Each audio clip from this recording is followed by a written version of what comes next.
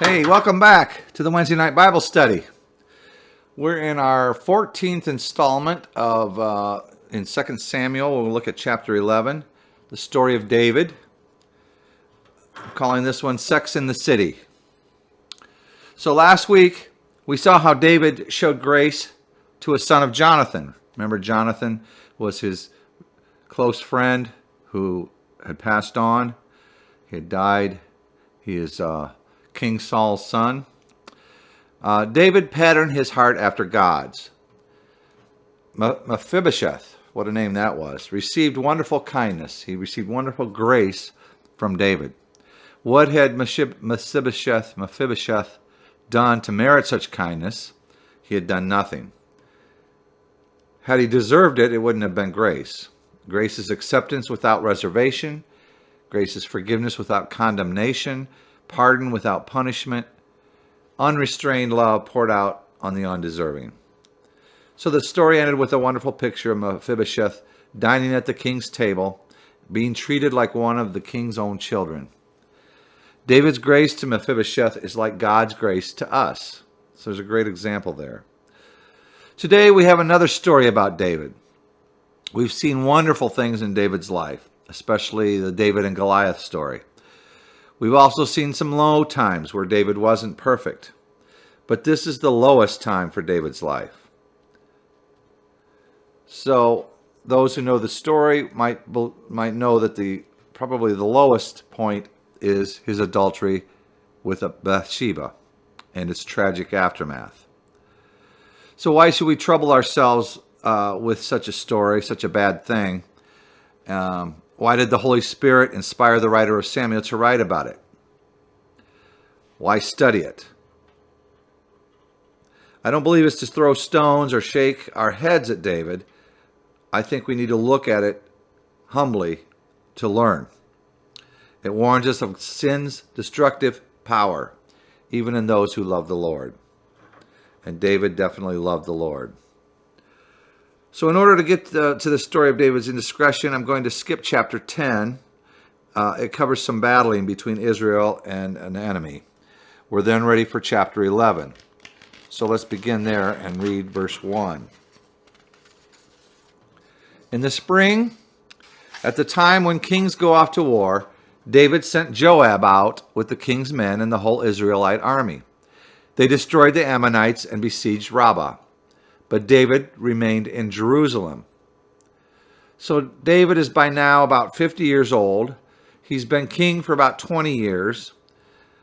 And now Israel is a powerful and solid nation. David has distinguished himself as a mighty warrior, also as a man of God. But David is also surrounded by lots of temptation. He's about to fail big time. Looking at this, three areas make it especially dangerous for David. Beginning with problems with polygamy, taking on multiple wives. So David may have been following the cultural norm for kings in his day, but accumulating wives and concubines was violating God's standards. There was wisdom in the Mosaic law, which he knew about, and we can read about in Deuteronomy chapter 17.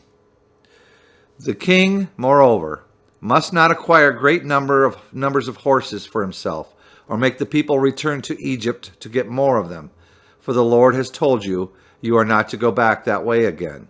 And here's the important part. He must not take many wives, or his heart will be led astray. He must not accumulate large amounts of silver and gold. So they say the more a person indulges the sexual appetite, the more it increases. So probable that as David's harem grew, so did his lust. Even a house full of women wasn't enough to keep his eyes from wandering. Now, a second problem, problems with great success. No enemy could stand against the military genius of David. Other kings paid him tribute. Money and honor flowed to him. David didn't do it alone, as it says in 2 Samuel chapter 8, verse 6, which we read earlier. The Lord gave David victory wherever he went. Again in 8:14, the Lord gave David victory wherever he went. But success can be dangerous. It can be tempting, to give yourself credit. It's easy to get a big head. A saying is that we are never more vulnerable to the temptations of pride, self-indulgence, and unaccountability than when we have it all. So David was no exception there. A third problem might be with indulgence. Problems with indulgence.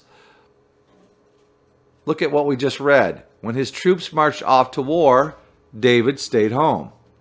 Why did he stay behind? Maybe he felt that after 20 years of battle, he deserved a rest. And he had a very capable commander and great soldiers.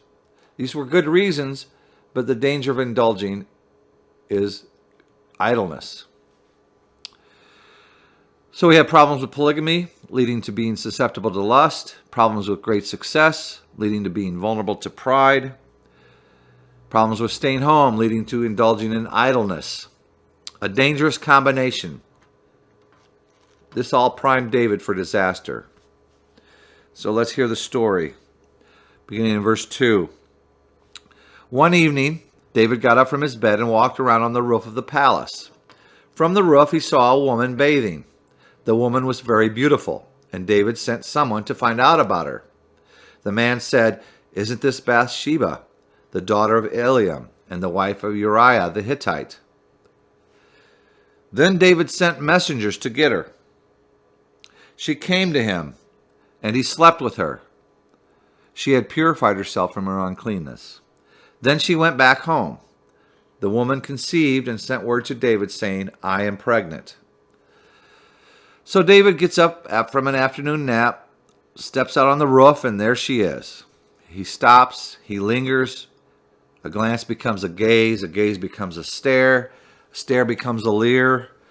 And as he's aroused by passion, everything goes out the window. He forgets his family, he forgets his kingdom, most importantly, even his God. His conscience is so numbed that even when he hears she's a married woman and that she's a wife to one of his elite warriors, he wants to have her.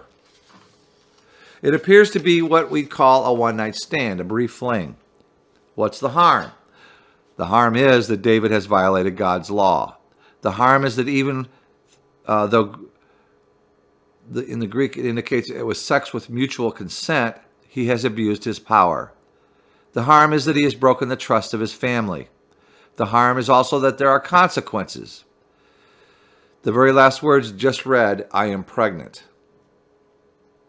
But David and Bathsheba must bear the consequences.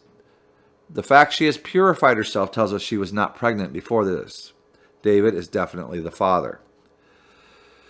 Instead of facing his sin and confessing it before God and his people, David panics and begins a cover-up. For the first time in his life, David tries to sweep his sin under the carpet. He trades his integrity for hypocrisy and deceit. In verse 6, we read, "So David sent this word to Joab, 'Send me Uriah the Hittite.' And Joab sent him to David. When Uriah came to him, David asked him how Joab was, how the soldiers were, and how the war was going. Then David said to Uriah, 'Go down to your house and wash your feet.' So Uriah left the palace, and a gift from the king was sent after him." So you don't have to be a genius to see through David's kindness toward Uriah. Does he care about the war or the soldiers or Joab? He only cares about getting Uriah home to his wife. Wash your feet means relax, spend some time at home, be with your wife. And here's a gift for you, Uriah. What is David wanting to do? He's wanting to legitimize the pregnancy. What he doesn't count on is the strength of Uriah's character. In verse 9, "But Uriah slept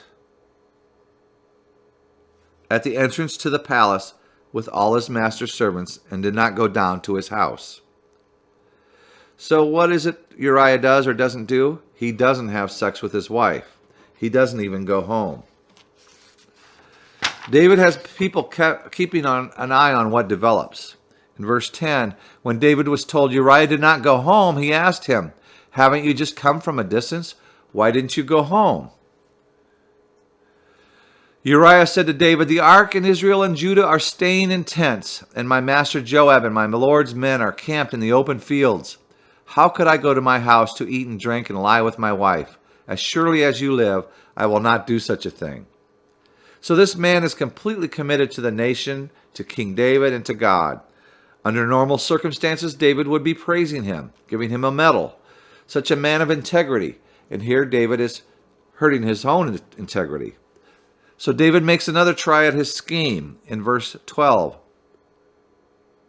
Then David said to him, "Stay here one more day, and tomorrow I will send you back."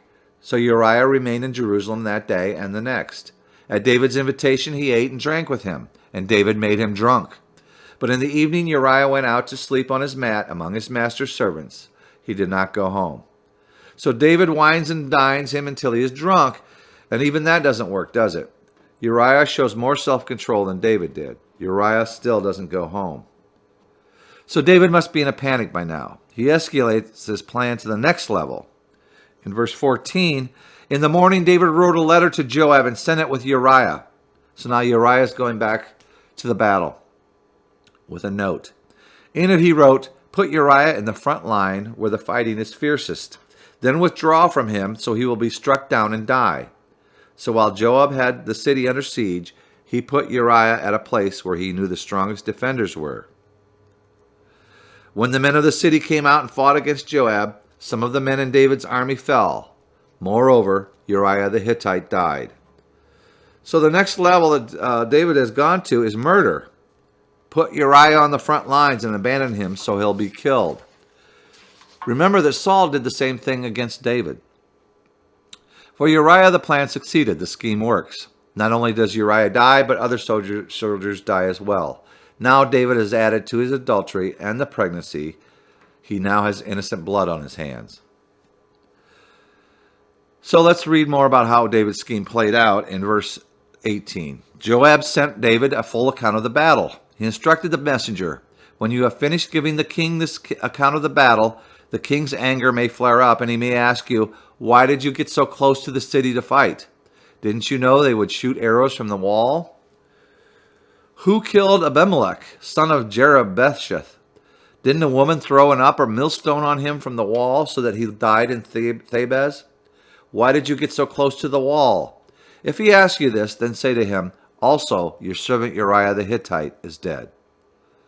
So these verses kind of threw me, especially, who is this Abimelech? What did I miss? I looked back and that wasn't accounted for in the earlier verses. Turns out Joab is thinking David might be reminded of a famous battle long ago. This was a military mistake that cost Abimelech his life, and it was recorded back in Judges, the book of Judges, chapter 9. In that battle, the Israel soldiers got too close to the wall, and there were a lot of casualties in that battle, including the death of Abimelech. So it's quite possible that Joab thought the plan to have only Uriah die would be too obvious. Better to have many soldiers killed to hide the real intention. So Joab tells the messenger to report what happened, and when the king becomes enraged that a military mistake was made, point out to the king that the intended mission was accomplished. Uriah was dead. And here's the exchange between the messenger and David. Verse 22. The messenger set out, and when he arrived, he told David everything Joab had sent him to say. The messenger said to David, "The men overpowered us and came out against us in the open, but we drove them back to the entrance to the city gate. Then the archers shot arrows at your servants from the wall, and some of the king's men died. Moreover, your servant Uriah the Hittite is dead." David told the messenger, "Say this to Joab, don't let this upset you. The sword devours one as well as another. Press the attack against the city and destroy it. Say this to encourage Joab." So these last verses, David is offering consolation to Joab, right? It's so hypocritical. David knows he was the one that made it all happen. So David must have sighed with relief, thinking he got away with murder. I invite you to tune in next time, to see if David truly gets away with it. In the meantime, take care, be safe, and may the Lord be with you.